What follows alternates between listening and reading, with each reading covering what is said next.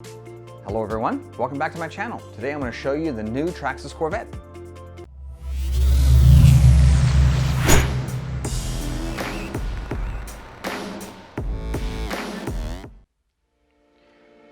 Well guys, before we get too much further, I just wanted to say thank you very much for stopping in and taking a look at another one of my videos. Now with that out of the way, let's get to it. What you see in front of you here is the new Traxxas 4Tech 3.0 with a Corvette C8 body.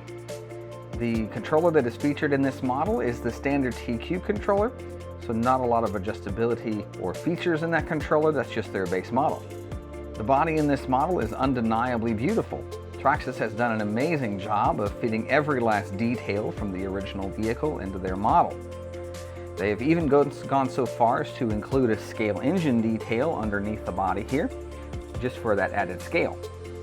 You'll notice that looking at this body, there is no body mounts or body clips showing. This body does feature that clipless body mount system that Traxxas is becoming known for. One thing to note about this chassis is that this chassis is quite larger than the standard 10 scale, so aftermarket bodies will be a challenge to fit onto this model. The clipless body mount system is quite easy to use. There's one tab located in the center of the front bumper and one tab located way up near the body in the rear end. Releasing both of those tabs will, of course, release the body. Looking underneath the body, you can see that clipless body mount system. That's a spring-loaded tab that I was referring to. That tab you will push in the direction of the front end and it will release it from the body. You'll also notice those posts that are on either side of the clipless body mount. Those are alignment pins so that you can more easily align the body up with that clipless body mount. If you look more closely at the scale light bucket in this model, you will see that there is one hole for what appears to be a 3mm LED for the headlights. Looking at the rear end of the body, you can again see that clipless body mount system with its alignment pins and spring-loaded clip. That spring-loaded clip is pushed toward the rear end of the model to release it from its body clip mechanism. This rather large plastic assembly in the middle of the body is the mount for the engine bay. You can also see the rear taillight buckets featuring lots of mounting positions for LEDs.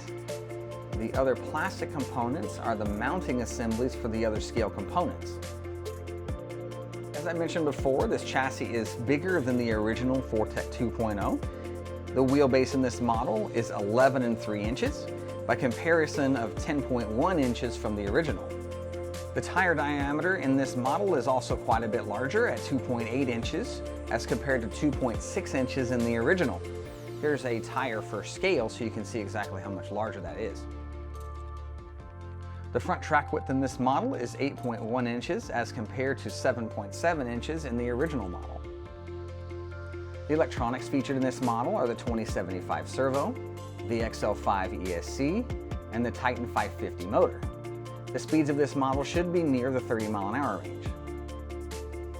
Just like the 2.0 model, this model is made up almost entirely of Traxxas carbon composite materials with very little aluminum featured anywhere.